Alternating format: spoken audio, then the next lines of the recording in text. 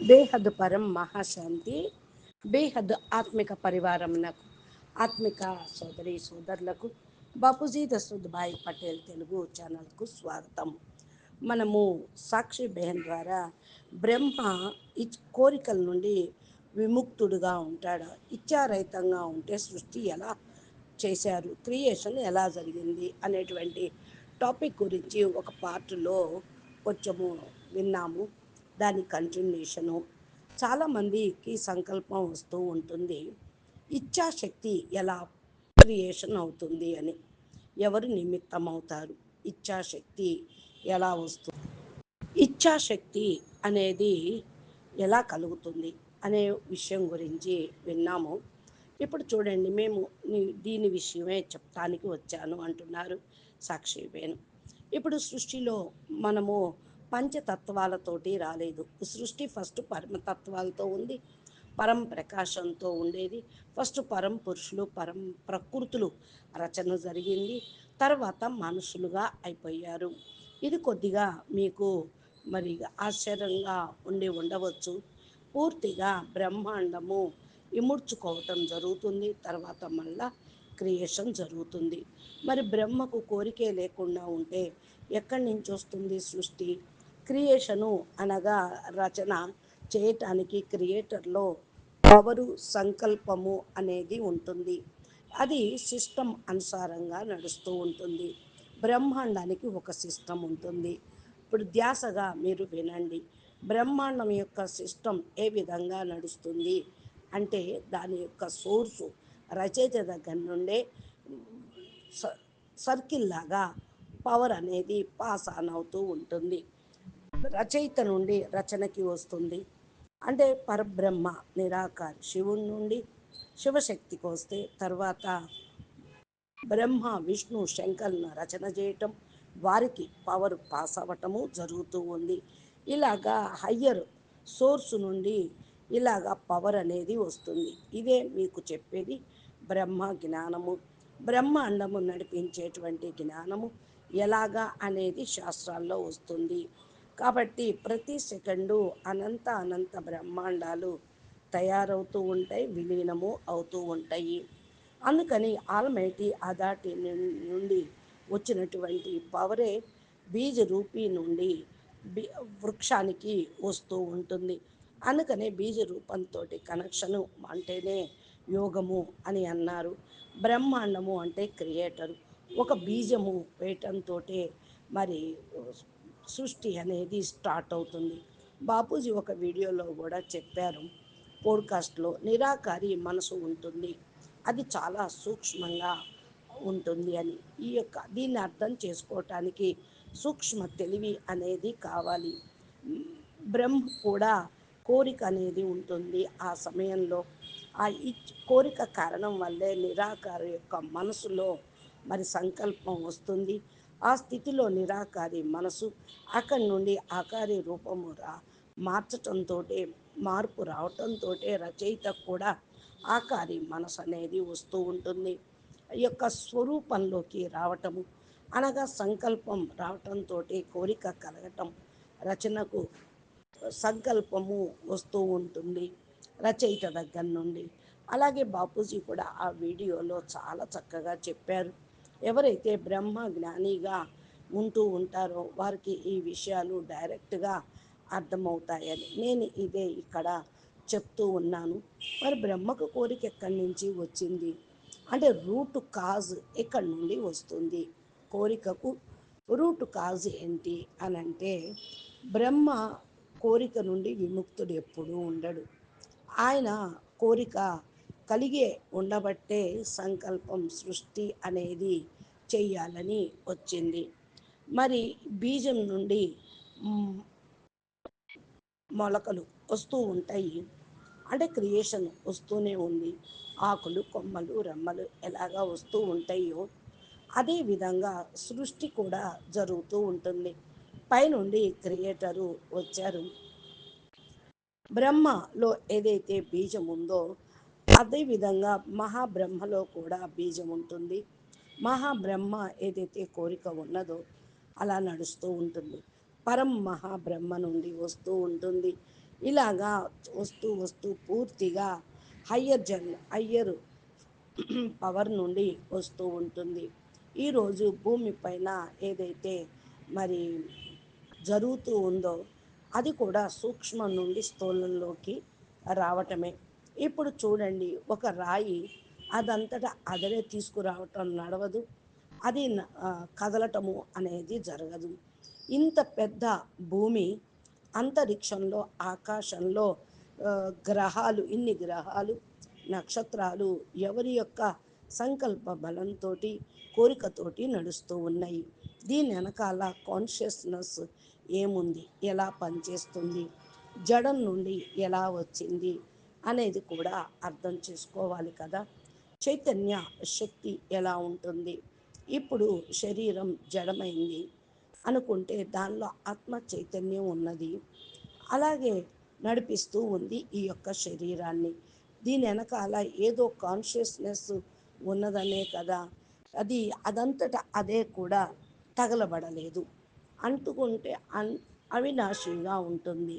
ఎవరైతే మరి ఏదైతే తగలబడదో, ముళ్ళు ఏదైతే ఉంటుందో అది అగ్ని అనేది కలుగుతూనే ఉంటుంది. శాస్త్రాలు శస్త్రాలు కూడా ఆత్మని కొయ్యలేవు అని చెప్తూ ఉంటారు. మరి ఆలోచించండి, పవర్ని ఎవరు కట్ చేయగలరు? శరీరం దగ్గర ఒక కాన్షియస్నెస్ ఉన్నది. అనంత బ్రహ్మాండాల వెనకాల దానిలో గ్రావిటీ ఈనాడు కూడా మనం చూస్తూ ఉన్నాం. ఒకదానికొకటి ఢీ కొనకుండా సోలార్ సిస్టమ్స్ అన్నీ నడుస్తూనే ఉన్నాయి. సైన్స్ వాళ్ళు ప్రూఫ్ చూపిస్తున్నారు. గెలాక్సీలో 800 కరబ్ సోలార్ సిస్టమ్స్, భూములు, బ్రహ్మాండాలు ఉన్నాయి అని చెప్తున్నారు. ఒకటికొకటి కొట్టుకోవటం లేదు కదా. అంటే గెలాక్సీలు కూడా అలాగే యూనివర్సుల్లో తిరుగుతూనే ఉన్నాయి. ఒక గెలాక్సీ ఇంకో గెలాక్సీని ఢీకొనటం లేదు. పవర్లో ఒక గెలాక్సీ ఇంకొక గెలాక్సీలో మర్జ్ అయిపోతుంది, తినేస్తుంది అని అంటూ ఉంటారు. కానీ ఈ యొక్క వ్యవస్థ ఎవరు నడిపిస్తూ ఉన్నారు, ఎలా నడుస్తూ ఉంది? ఇంత పకడ్బందీగా ఈ గ్రావిటీ ఫోర్స్ తోటి, ఎవరి యొక్క గ్రావిటీ ఫోర్స్ తోటి ఇది నడుస్తూ ఉంది అనేది మానవులు ఆలోచించటం లేదు. రాయిని కూడా మరి దానికి కూడా గ్రావిటీ ఏమో ఉండదు కదా. చైతన్యంలో గ్రావిటీ అనేది ఉంటుంది. చైతన్య తత్వం ఏదైతే ఉందో అదే కాన్షియస్నెస్ అంటూ ఉంటారు. అదే క్రియేటరు. అక్కడ నుండే అన్ని వస్తువుల విస్తారం అనేది నడుస్తూ ఉంటుంది. మరి ఈ విధంగా మిమ్మల్ని మీరు ప్రశ్నించుకోండి. బ్రహ్మ కోరిక రహితంగా ఉంటే ఎలాగా సృష్టి డెవలప్ అవుతూ ఉంటుంది? ఏది బంధన అనేది లేకుండా బంధన ముక్తులుగా ఉంటూనే ఆయనకి కోరిక ఉంటుంది. అంటే బంధన ముక్తు కోరిక అంటే కోరికలో కూడా ఆసక్తి అనేది ఉండకపోవటం ఉంటుంది. కాకపోతే మన యొక్క కోరికలో ఆసక్తి అనేది ఉంటుంది. కోరికలో భయం అనేది ఉండదు. ఎవరి క్రియేటరు, రచయిత యొక్క కోరికలో భయం ఉండదు. మన యొక్క కోరికలో అయితే భయం ఉంటుంది. బంధన ముక్తులుగా మరి ఉంటూ కూడా కోరిక కలిగి ఉన్నాడు. క్రియేషన్ని తయారు చేస్తూ ఉన్నారు ఈ సృష్టి యొక్క క్రియేటర్. ఈరోజు మీరు సృష్టిని చూస్తూ ఉన్నారు, బ్రహ్మాండం నడవటం చూస్తున్నారు, యూనివర్స్ నడవటం చూస్తూ ఉన్నారు, మల్టీవర్స్ కూడా పరిశోధనలోకి వస్తూ ఉన్నాయి. అంటే కాన్షియస్నెస్ ఉన్నది, మాలిక్ ఉన్నారు, క్రియేటరు. అనంత బ్రహ్మాండాలు ఉన్నాయి, అనంత క్రియేటర్స్ ఉన్నారు, అనంత బ్రహ్మలు, అనంత మహాబ్రహ్మలు కూడా ఉంటూ ఉన్నారు. ఇవన్నీ కూడా ఈజీలీ డైజెక్ట్ డైజెక్షన్ డైజెక్ట్ కావటం లేదు మీకు. అంటే మీకు అర్థం కావటం లేదు, జీర్ణించుకోలేకపోతూ ఉన్నారు. అర్థం కానివి కష్టం అనుకుంటారు. మరి ఏ విధంగా ఎందుకు డైజెషన్ కావటం లేదు అంటే అర్థం కాకనే. బేహద్దు జ్ఞానం యొక్క కోర్సు మీరు వినాలి, అప్పుడు వీడియోలు చూస్తే అర్థమవుతుంది. బాపూజీ ఛానల్ని మీరు సబ్స్క్రైబ్ చేసి గంట సింబల్ని ప్రెస్ చేయండి. ప్లేలిస్ట్లోకి వెళితే కోర్సు కూడా మీకు కనపడుతుంది. బాపూజీ అద్భుతమైనటువంటి జ్ఞానము, మరి హిందీ తెలుగు ఉన్నాయి. ఓన్లీ బాపూజీ తెలుగులో అనువాదం చేయించిన వీడియోలు, అద్భుతమైన వీడియోలు ఉన్నాయి. ఎక్స్ప్లోర్గా స్పిరిచువల్ నాలెడ్జ్ని మీరు సొంతం చేసుకోండి. టైటిల్ ప్రకారంగా కూడా వీడియోలు ఉంటాయి. మీరు ఏదైనా టాపిక్ వినాలి అనుకుంటే బాపూజీ దాని గురించి ఏం చెప్పారో కూడా తెలుసుకోవచ్చు. అంటే ఇక్కడ మరి మీరు కూడా ఆ, ద్వంద్వత్వంలో ఆలోచనలో చేస్తూ ఉంటారు. ఈ క్రియేషన్ ఏంటి, క్రియేటర్ ఏంటి, బ్రహ్మాండాలు ఏంటి, సైంటిఫిక్లీగా ఉంటే నమ్ముతామనేవాళ్ళు ఒకళ్ళు, శాస్త్రాలు ఉపనిషత్తుల ఆధారంగా ఉంటే నమ్ముతామనేవాళ్ళు ఇంకొకళ్ళు. ప్రతి ఒక్కరూ కూడా సైంటిఫిక్లీ శాస్త్రాల అనుసారంగా మరి ఆలోచిస్తూ ఉన్నారు. అర్థం చేసుకుంటూ ఉండాలి. పూర్తి వీడియోల్ని చూస్తే మీకు అర్థమవుతూ ఉంటాయి. అచ్చా, మరి బాపూజీ చెప్పినటువంటి వీడియోల ఆధారంగానే మేము ఈ యొక్క వీడియోలో కొంచెం హింట్ అనేది ఇస్తూ ఉన్నాము. ఇది మీరు పూర్తిగా వింటే మీకు ధారణా రూపంలో కొంత జ్ఞానం అర్థమవుతుంది.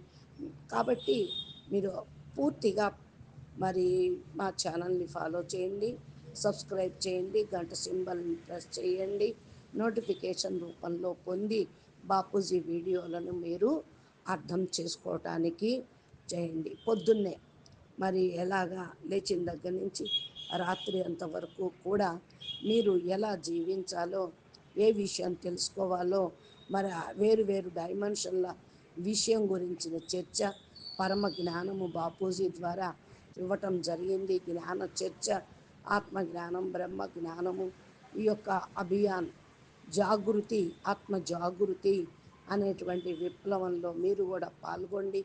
క్రాంతిని, పరివర్తనను తీసుకొని రండి. మీ లోపల ఏ ఆత్మలు ఎలా పరివర్తన చేస్తారు అనేది మీ యొక్క కారణం వల్లే, మీ యొక్క పురుషార్థంతో మీరు ముందుకు వెళ్ళగలుగుతారు.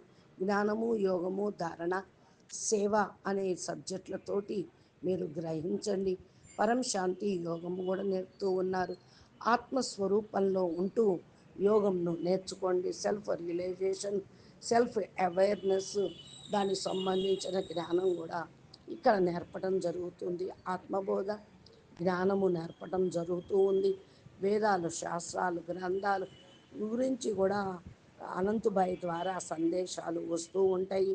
ప్రాచీన భారతీయ విజ్ఞానము, పరం శాంతి యోగమును నేర్చుకోండి.